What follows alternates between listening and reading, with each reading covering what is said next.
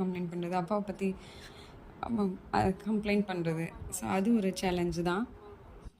வந்து சொல்லுவாங்க, அப்பா என்னை அடிச்சிட்டாரு, அம்மா என்னை அடிச்சிட்டாங்க, அம்மா என்னை திட்டாங்க அப்படின்ட்டு. ஃபஸ்ட்டு வந்து அவங்க ஏன் திட்டுறாங்க, எதனால திட்டுறாங்க, எதுக்கு நீ என்ன பண்ண, நீ இப்படி பண்ணக்கூடாது, ஒரு தப்பு அந்த குழந்தை பண்ணியிருக்குன்னா ஃபஸ்ட்டு வந்து அந்த குழந்தைகிட்ட அது தப்பு அப்படின்றத வந்து நம்ம வந்து சொல்லி புரிய வைக்கணும். ஸோ இந்த மாதிரி தப்பு நடந்தது அப்படின்னா இந்த மாதிரி பனிஷ்மெண்ட் கிடைக்கும், அந்த மாதிரி வந்து நம்ம எக்ஸ்பிளைன் பண்ணணும். அது அப்புறமா அடுத்த சேலஞ்சஸ் பார்த்தீங்க அப்படின்னா, சில குழந்தைங்க சரியாக படிக்க மாட்டாங்க, ஸ்டடீஸில் வந்து இன்ட்ரெஸ்ட் இருக்காது. ஸோ அந்த மாதிரியான குழந்தைங்களை வந்து நம்ம எப்படி ஹேண்டில் பண்ணுறது? இப்போ வந்து அவங்களுக்கு வந்து அந்த ஸ்டடீஸ்க்கான இன்ட்ரெஸ்ட்டை வந்து நம்ம கொண்டு வரணும். இப்போ வர்ற இதில் பார்த்திங்கன்னா நிறையா கேட்ஜெட்ஸ் வந்துருச்சு, ஃபோன் அந்த மாதிரி. நம்ம குழந்தைங்களோட வந்து நிறையா டைம் ஸ்பெண்ட் பண்ணுறது கிடையாது. ஸோ ஃபஸ்ட்டு வந்து நம்ம குழந்தைங்கிட்ட வந்து ரொம்ப டைம் ஸ்பெண்ட் பண்ணோம், அவங்களுக்கான டைம் ஸ்பேஸ் வந்து நம்ம கொடுக்கணும். அந்த படிப்பில் வந்து இன்ட்ரெஸ்ட்டை வந்து அவங்களுக்கு கொண்டு வரணும். இப்போ வந்து நம்ம ஃபோன் பார்த்துக்கிட்டே இருக்கிறோம் அப்படின்னா நம்ம குழந்தைங்க வந்து நம்மளை பார்த்து தான் வளர்கிறாங்க. ஸோ நம்ம என்ன பண்ணுறோம் அப்படின்றத வந்து அவங்க வந்து வாட்ச் பண்ணிகிட்டே தான் இருக்காங்க. இப்போ வந்து அம்மாவும் அப்பாவும் ஃபோனை எடுத்துகிட்டு உட்காந்தா அந்த குழந்தையும் கண்டிப்பாக ஃபோன் எடுத்துகிட்டு தான் உட்காரும். அதுக்கு முன்னாடி அட்லீஸ்ட் குழந்தைங்களுக்கு முன்னாடியாவது ஒரு புக்ஸை வச்சுட்டு நம்ம இருக்கிறோம், ஒரு நியூஸ் பேப்பரை படிக்கிறோம் அப்படின்றப்ப அதை பார்க்குறப்ப வந்து ஓகே நம்மளும் படிக்கணும், நம்மளும் எழுதணும் அப்படின்ற ஒரு தாட் வந்து அந்த ஆட்டோமேட்டிக்காக அந்த குழந்தையோட மைண்டில் வந்து செட் ஆகிரும். ஸோ அது ஒரு பாயிண்ட். அதுக்கப்புறமா வேறு என்ன சேலஞ்சஸ் அப்படின்னு பார்த்தீங்கன்னா சரியாக சாப்பிட மாட்டாங்க, புவர் ஈட்டிங் ஹேபிட்ஸை. நம்ம செஞ்சு கொடுப்போம், அது அவங்களுக்கு பிடிக்காது, நம்ம பார்த்து தான் செஞ்சு கொடுப்போம், அது அவங்களுக்கு பிடிக்காது. அப்போ வந்து அவங்க என்ன எதிர்பார்க்குறாங்க அப்படின்றத வந்து நம்ம பார்க்கணும். அவங்களுக்கு அந்த ஃபுட்டோட வெரைட்டி, அதை வந்து ஒரு வெரைட்டியாக, ஒரு கலர்ஃபுல்லாக, அவங்களுக்கு பிடிச்ச டேஸ்ட்டில், அவங்களுக்கு பிடிச்ச டெக்ஸ்சரில் இந்த மாதிரி செஞ்சு கொடுக்குறோம் அப்படின்னா அவங்களோட ஃபுட் ஹேபிட் வந்து இன்னும் கொஞ்சம் நல்லா இருக்கும் அப்படின்றது என்னோடய பாயிண்ட்டு. அதுக்கப்புறமா நெக்ஸ்ட் ஒன் பார்த்தீங்க அப்படின்னா அதுதான் அடிக்ஷன் டு கேட்ஜெட்ஸ். இப்போ வந்து நிறையா Android phone, mobile phone and laptop, TV, இந்த மாதிரி ஸ்க்ரீன் டைம் வந்து அவங்களுக்கு ரொம்ப ஜாஸ்தி ஆகிடுச்சு. இப்போ ஃபஸ்ட்டு நம்ம வெளியே போய் விளாண்டுருப்போம், வச்சுருப்போம். இப்போ நிறையா குழந்தைங்க வந்து வெளியே போய் விளாட்றது அப்படின்றதே வந்து கம்மியாகிடுச்சு. எல்லா குழந்தை கையிலையும் ஃபோன் வந்துருச்சு. ஸோ எங்கேயாவது வந்து ஒரு பப்ளிக் பிளேஸில் கூப்பிட்டு போய் அந்த குழந்தைய அமைதியாக்கணும் அப்படின்னாலே ஃபோனை கையில் கொடுத்து உட்கார வச்சிடுறோம், இல்லை சாப்பிட்ணுமா ஃபோனை கையில் கொடுத்து சாப்பிட உட்கார வச்சிடுறோம். ஸோ இது எல்லா இடத்துலையுமே நடக்குது தான், தவிர்க்க முடியாத ஒன்றாயிடுச்சு. அப்போ வந்து நம்ம என்ன பண்ணணும்? ஸோ இதிலேருந்து இந்த கேட்ஜெட்ஸோட அடிக்ஷன்லேருந்து வந்து நம்ம குழந்தைய வந்து நம்ம வந்து சேஃப்டி பண்ணணும். இதுவுமே வந்து அவங்கள வந்து மைண்ட் லெவலில் வந்து ரொம்ப வந்து பாதிப்படைய செய்யலாம். ஸோ வந்து மேக்ஸிமம் வந்து இந்த ஃபோன், இந்த மாதிரி ஸ்க்ரீன் டைமை வந்து அவாய்ட் பண்ணுறது வந்து நல்லது. அவங்களோட நிறையா டைம் ஸ்பெண்ட் பண்ணணும், குழந்தைங்கள வந்து வெளியே விளையாட விடணும், அவங்களோட ஏஜ் குரூப் குழந்தைங்களோட வந்து நம்ம விளையாட விடணும். அதே டைம் அவங்களோட சேஃப்டியும் வந்து நம்மளுக்கு ரொம்ப முக்கியம்.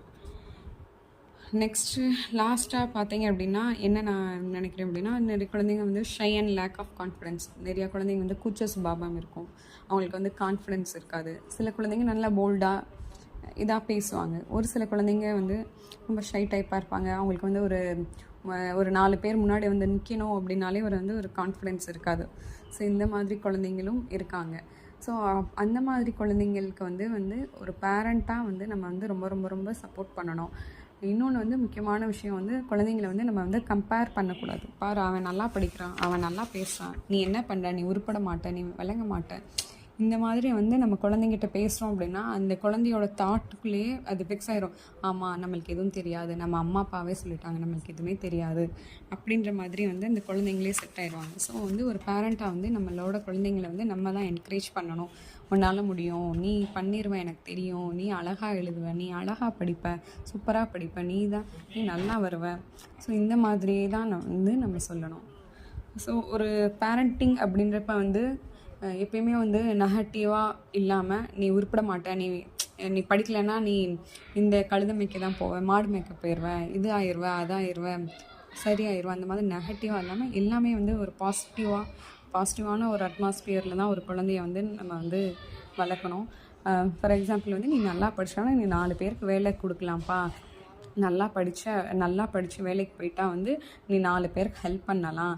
நல்லா படித்து வேலைக்கு போயிட்டா உன்னால் இது வாங்க முடியும்.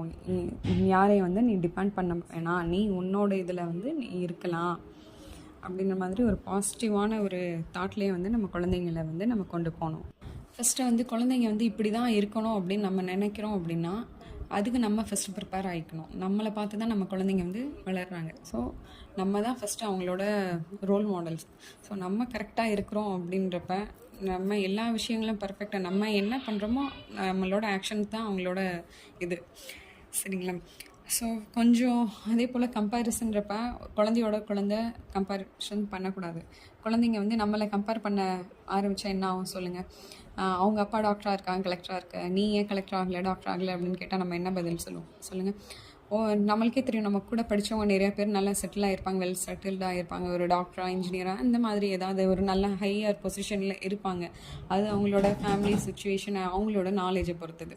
ஸோ நம்மளோட சுச்சுவேஷன் என்ன அப்படின்றது நம்மளுக்கு தெரியும். ஸோ அந்த ஒரு பாயிண்ட்டை வந்து மைண்டில் வச்சுட்டு நம்ம குழந்தைய மற்ற குழந்தைங்களோட வந்து கம்பேரிசன் பண்ணக்கூடாது. ஸ்டடீஸ் ஆகட்டும், மற்ற குழந்தைங்களோட அந்த பிஹேவியரல் இதாகட்டும்.